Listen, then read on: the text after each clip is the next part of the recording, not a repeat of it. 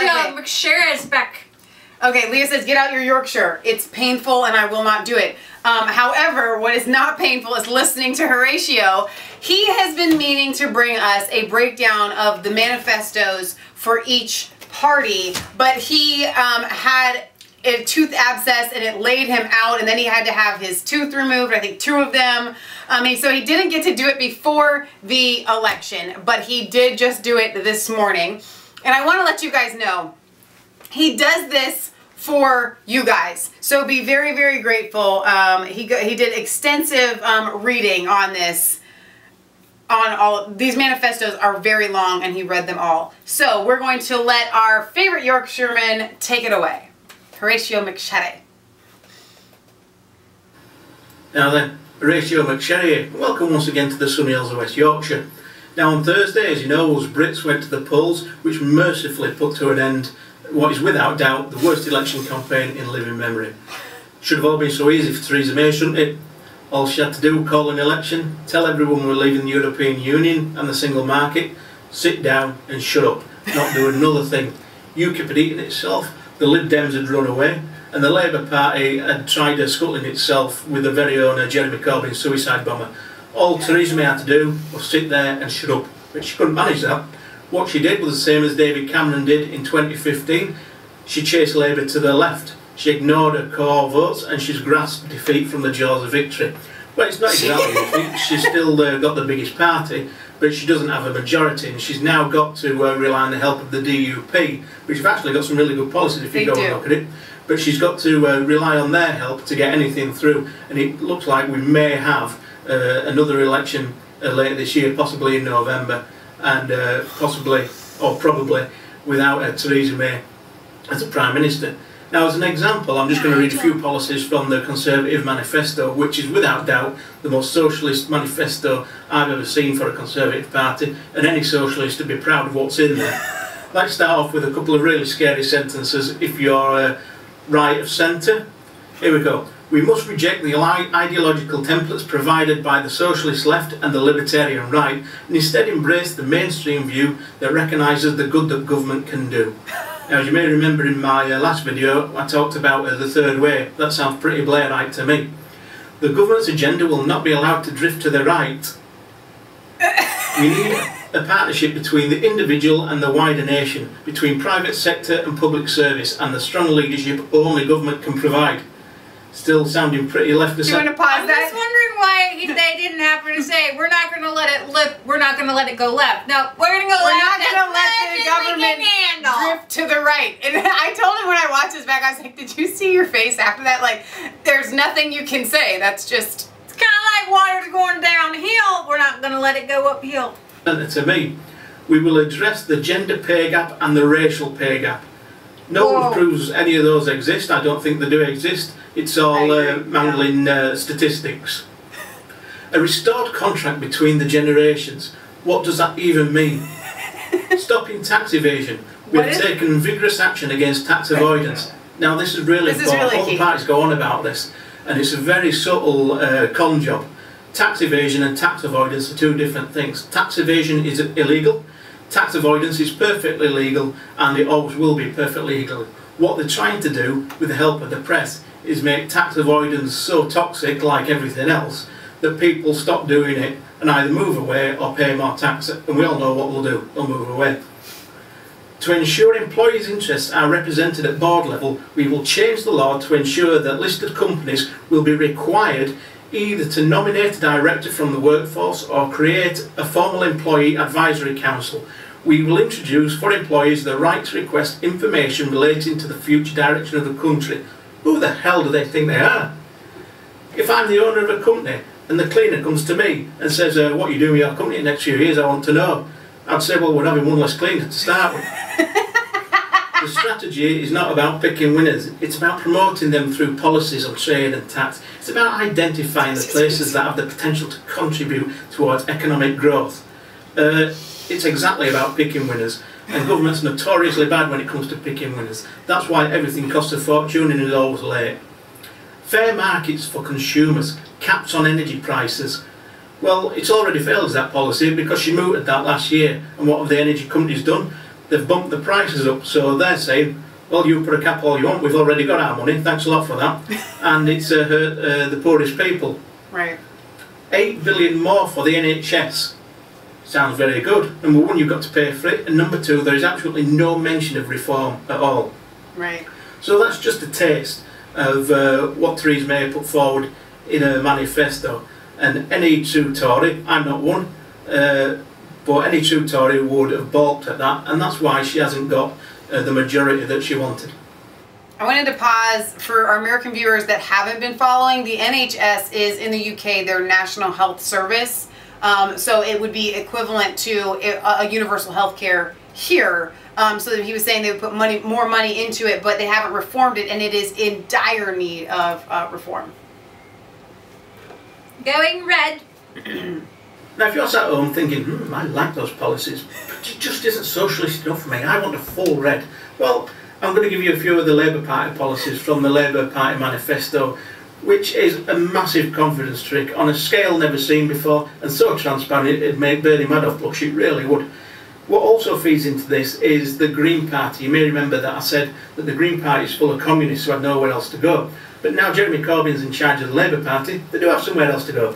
And that's why the Green Party is all but being wiped out in this election, and they'll disappear until Jeremy Corbyn disappears.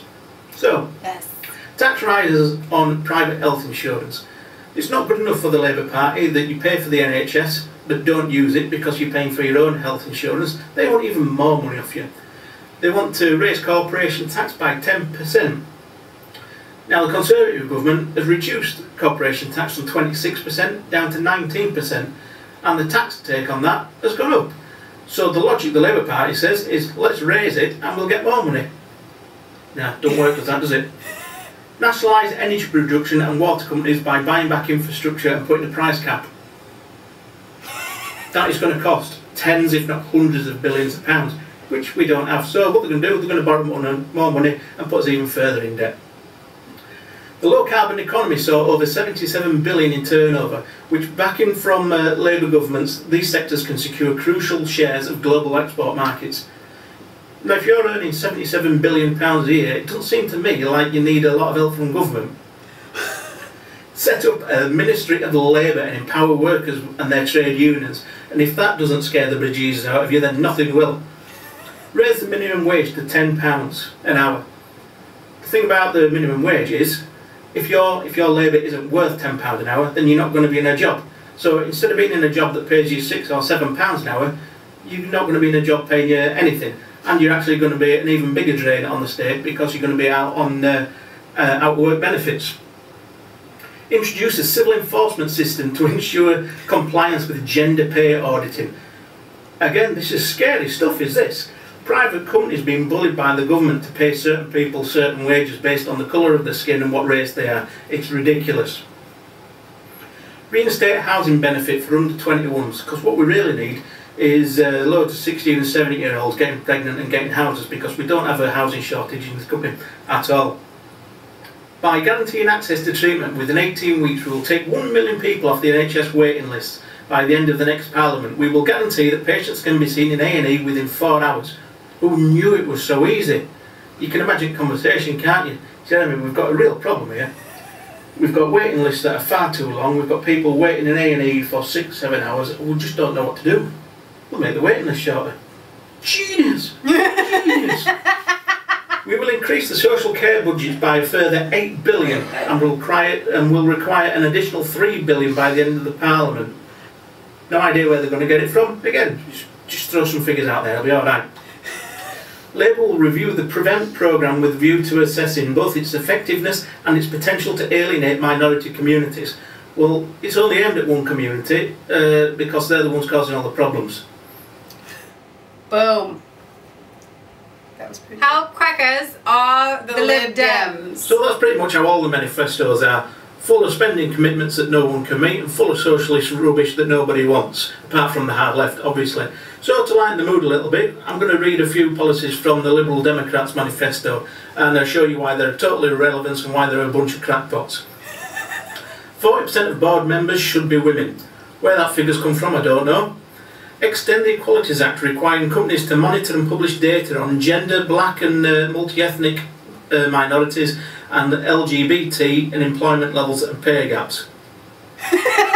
Require diversity in public appointments. We will introduce a presumption that every shortlist should include at least one BAME candidate.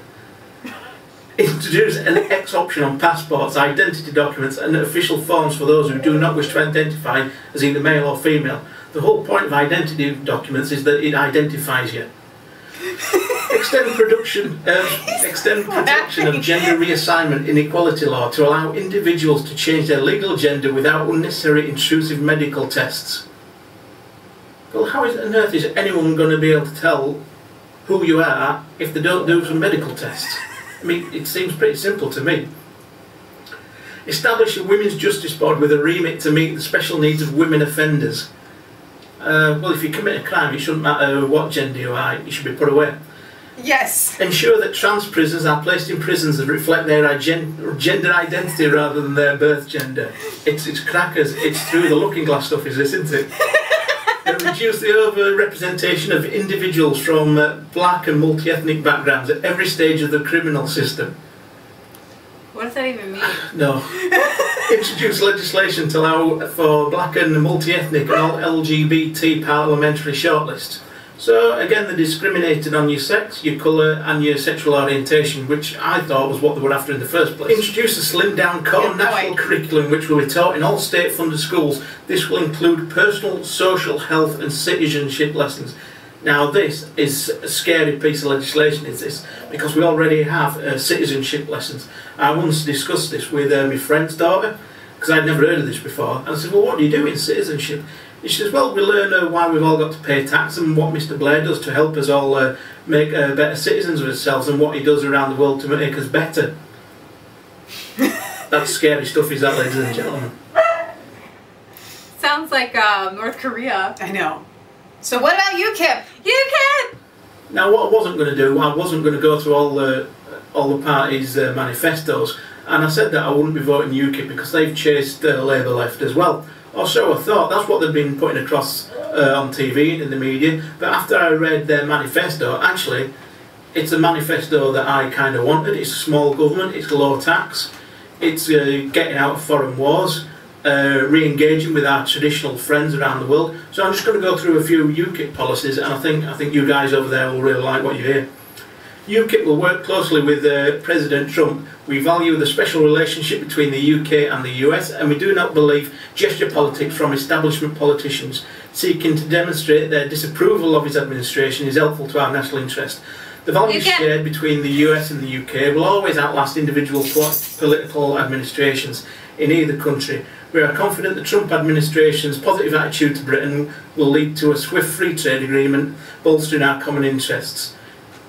In the years ahead, UKIP will avoid allowing Britain to become embroiled in foreign wars. We will maintain our sceptical view of neoconservative arguments. That's huge. For attempting to deliver change in the Middle East at gunpoint. You can't bomb people into democracy. Duh.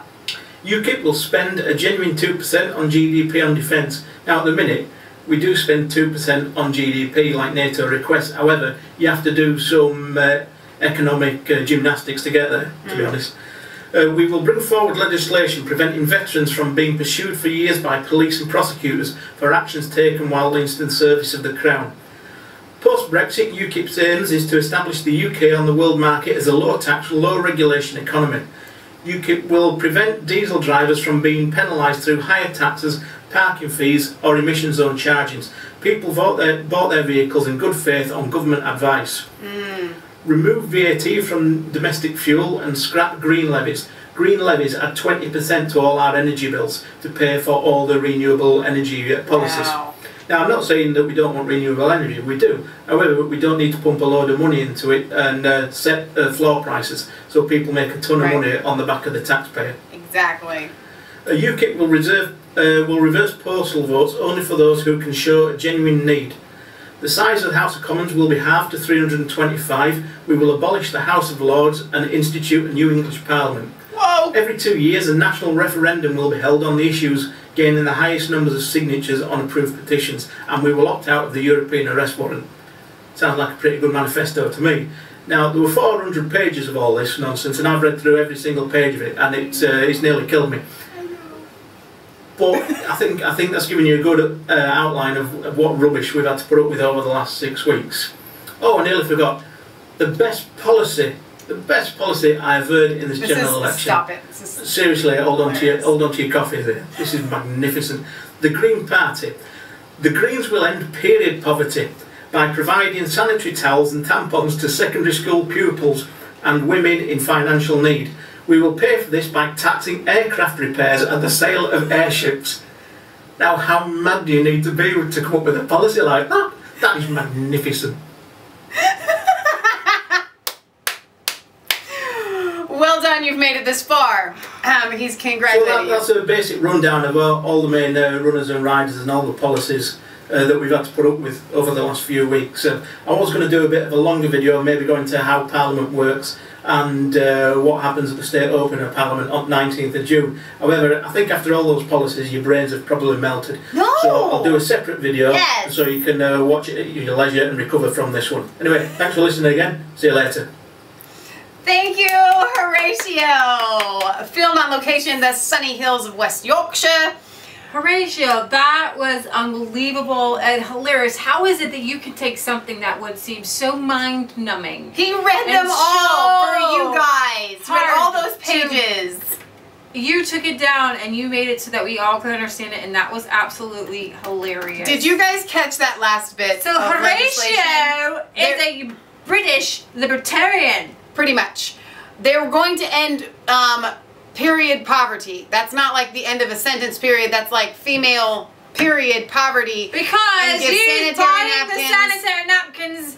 But it's just okay because she go broke. They're going to tax the aircraft for this. This is an excellent, and I love that that made it in there. I found that was hilarious. I am hoping. He had said to me, he's like, maybe you might have to stop and explain certain things. And I was like, no. If you guys have to watch this 2 or 3 or 4 times, you know you will have fun doing it. But every time I watch it, I understand it better. Okay? Not just the stuff, but his accent. It takes a minute to go. Exactly. Exactly. I can't just say. If we were to stop throughout, it would not be helpful. Wow. But what is helpful is Horatio explaining the manifestos of all of the parties. Thank you, because nobody else was going to read them. Asking me if I had read them, and I had not read them. No, we're not. I'm sorry. Leah Michelle Resistance Chicks are not reading. No, we pay Horatio to do that. Nothing. We pay him nothing. But if we did, we would pay him. He gets nothing for that. Tell Horatio how much you appreciate his videos, because when he comes on, yes. I gotta tell you, I just smile. Yes. You're quick, Horatio, and you're to the point. Yes. And you're hilarious. I mean, he should be on the nightly news shows, interviewing people on British politics. Absolutely. Remember, guys, in the sunny hills of Yorkshire. I don't know who is your representative there, but if it's not a candidate that you all like, then you need to get behind this man. Yes, we're really pushing for him to go into politics. This man needs to be in your parliament. Yes, he does. Seriously, everyone would vote for you. Yes, he does. Absolutely. I mean, you're dapper, your glasses, your nice little tie there. I mean, just go around and do your smile, do your thing. I bet all the people will vote for you. I tell him he's so good at this. Vote for you? And he says to me, and he was going to kill me for saying this. He says to me, sometimes I stand there blank for a minute.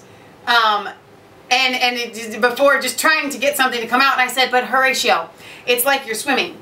The man, he can swim. He doesn't swim well to start with. He says he gets in the water and he just wants to sink, okay?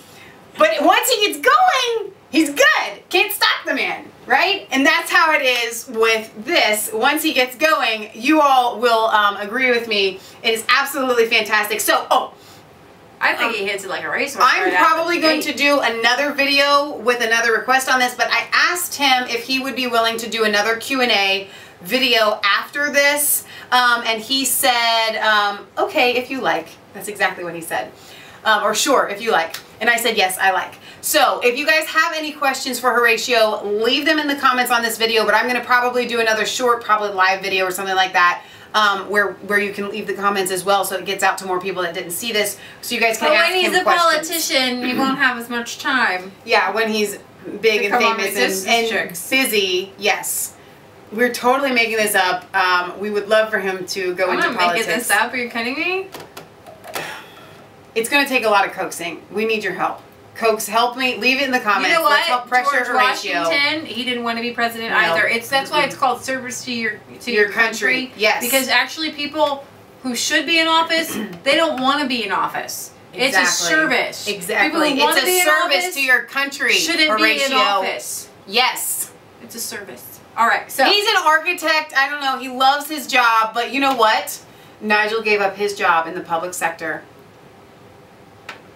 yes. Okay. All right. This is Leah Michelle signing off for This Resistance is Chicks. with not a conspiracy theory. If it's the Horatio truth. should run for West Yorkshire. Absolutely. Don't forget to like, comment, and subscribe to Mass Faith 3 and Resistance Chicks. UKIP. Ring the bell for notifications. Find us on Facebook. Follow us on Twitter. We love you, God loves you, God bless. Don't forget to meet us in Bozeman, Montana, June 23rd and 24th, where we're going to be at the Red Pill Expo. I meant to say that the UKIP manifesto sounded well thought out, and I don't know why the UKIP party is being maligned, because they are I believe it probably needs to be fleshed out, and hopefully Nigel can flesh it out into a full-blown libertarian party, and you might be one of the very first countries in the entire world to have a true libertarian party in your country. So here's the that'd be good very news. exciting. Nigel is back. Yeah. My Nigel's back and you're gonna get in trouble.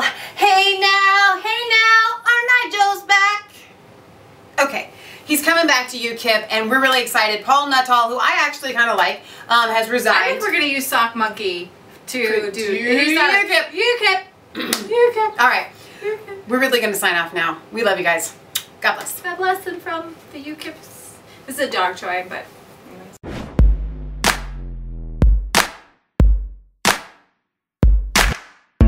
I was cold all alone.